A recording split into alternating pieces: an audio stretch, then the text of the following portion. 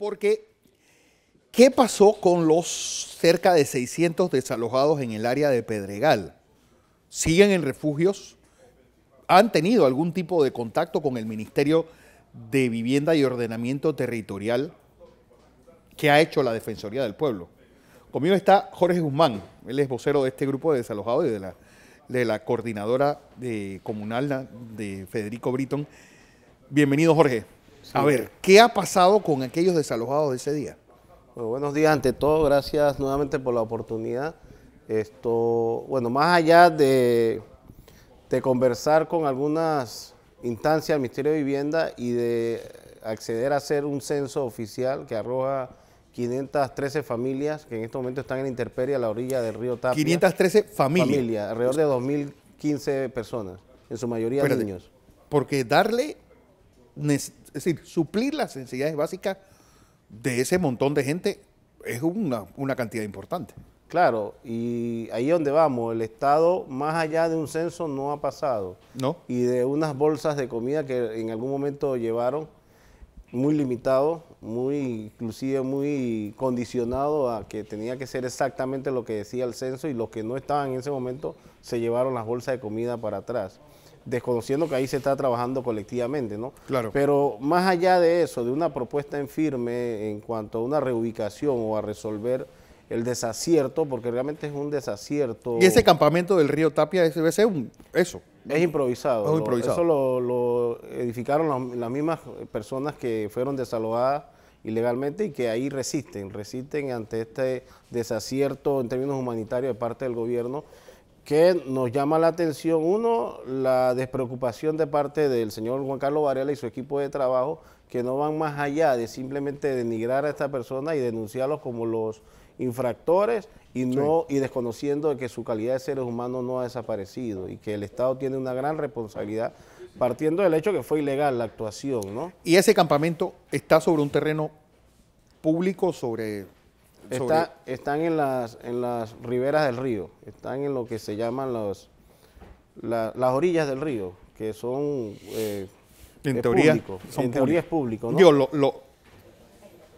Vienen las lluvias, es lo que me preocupa. En ese vi que había de las 2.000 personas, había una cantidad importante de niños por lo que se vio. En su mayoría son niños y mujeres.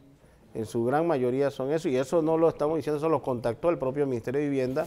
Por eso que no comprendemos por qué ayer el señor Echelecu sale en un medio de comunicación local señalando de que es una irresponsabilidad de parte de las personas y de que ellos están buscando solución, pero es que la solución no la han planteado, vuelvo y repito, más allá de un censo.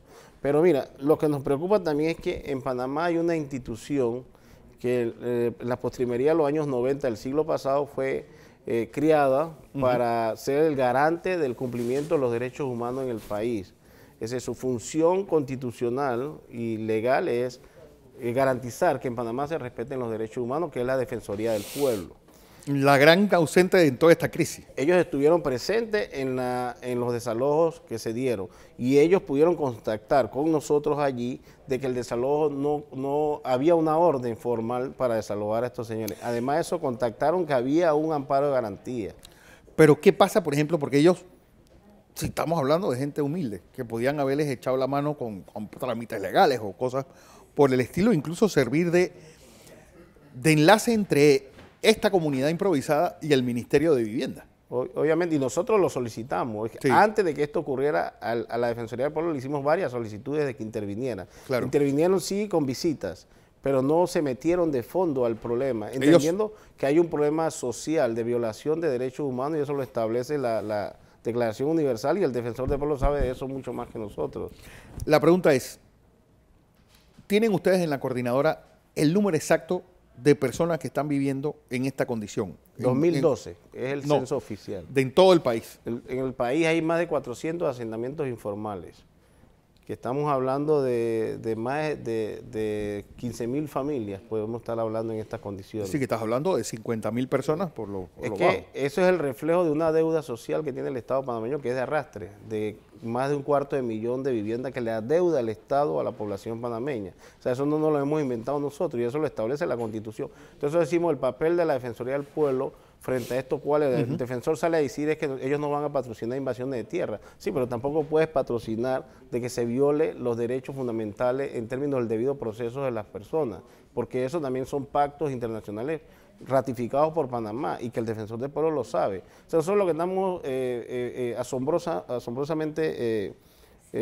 pendiente es de que el defensor a esta altura no se haya pronunciado, porque en otros temas de menor relevancia se pronuncia. Entonces, en un tema que hay una crisis humanitaria en el país frente a estas familias y frente a las pretensiones del gobierno de seguir realizando desalojos ilegales, porque es que ni siquiera están respetando, uno, ya no respetaron el derecho humano a la vivienda, y dos, no están respetando el pacto de los derechos civiles y políticos, que es el debido proceso, es el derecho a ser escuchado, el derecho a defenderme y el derecho también a entrar en el proceso que se me sigue. Ok, ¿qué debe pasar de ahora en adelante? Nosotros vamos a exigir por los medios que sean posibles, legales, de que el defensor del pueblo se pronuncie y que intervenga en esta situación. Uno, para que se atienda la crisis humanitaria que hay con los que ya fueron desalojados, que el Estado tiene la obligación de atender eso, y eso no porque lo digamos, porque es que son normas constitucionales e internacionales que el Estado está incumpliendo. Ellos tienen que olvidar el discurso ese de que son invasores, de que son personas extrañas, y reconocer que son seres humanos y que son nacionales, y por lo tanto el gobierno tiene que resolver esa crisis humanitaria.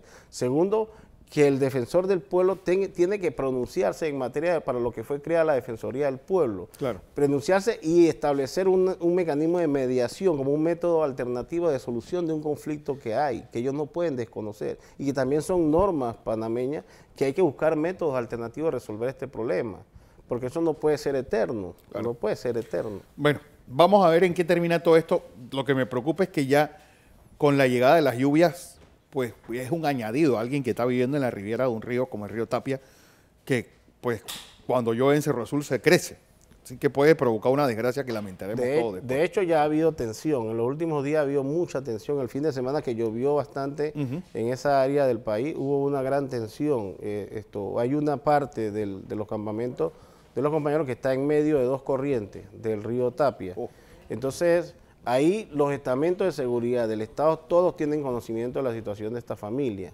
El Ministerio de Salud se comprometió con nosotros a través de la Presidencia de la República en una de las marchas que hemos hecho después de los lanzamientos a que iba a atender la situación de riesgo de estas personas. Claro. El Ministerio de Salud solamente atendió a la gente en estos días que se tomaron pacíficamente el Centro de Salud de Mañanita y puso refuerzos de vacunas y estas cosas que son rutinarias. Pero una actitud realmente de atender la situación humanitaria no la ha habido. No la ha habido. Bueno. Entonces nosotros lo que decimos es que la condición de ser humano tiene que ser respetada independientemente de que sea tu enemigo. Así es. Hay que tener ética humanitaria. El gobierno está demostrando que no la tiene en esta situación. Bueno. Entonces tiene que haber una institución. Es que lo irreal de todo esto es que estamos a punto de recibir miles de jóvenes exactamente para la Jornada Mundial de la Juventud. O sea, es un derecho básico como el de la vivienda. No estoy diciendo, ni estoy con esto apadrinando las invasiones, pero sí el derecho a una familia hecha para adelante. Claro. Y si lo hicieron con unos, ¿por qué no lo van a hacer con otros? Ese es el gran problema de los populismos. Es decir, si tú lo das a unos, ¿por qué le diste a él y no a mí? El discurso del señor Varela es de que él tiene la intención de culminar 100.000 viviendas. Son 100.000 viviendas, ahí no me estamos hablando de 513 familias. Es decir, ¿por qué no incluir? O sea, ¿por qué la ira, la rabia, la xenofobia esa contra los pobres, contra esta gente que están en pobreza extrema? ¿Por qué esa xenofobia tan enfermiza de que ellos no pueden ser incluidos en un plan de gobierno de solución social? O sea, no discutamos de fondo si invadieron o no invadieron una propiedad privada, si estaban o no actuando legalmente, que a nuestros criterios sí justamente están actuando. Pero vamos a ver la situación actual, la crisis humanitaria que tú provocaste, porque esa crisis humanitaria la provocó el gobierno con una actuación desmedida, irracional. Entonces, ¿cómo resuelve ese problema? Que 1.000 policías juntos, yo creo que ni en los desfiles se ven tanto. En una actuación militar, un operativo militar despampanante, o sea, fuera de serie, que no lo hemos visto ni siquiera donde mataron 2 unidades de Senafrón en Tocumen. Eso no se lo han tomado como se tomaron Pedregal en ese día. Sí. No han tenido el coraje para hacerlo, la valentía para reivindicar sus compañeros caídos a manos de la delincuencia. Entonces sí lo utilizaron con indígenas y poblaciones pobres, niños y mujeres indefensos. O sea, eso da vergüenza. Bueno, Jorge, gracias. Jorge Guzmán, de la Coordinadora Comunal Federico Britton de Frenadeso. de Frenadeso.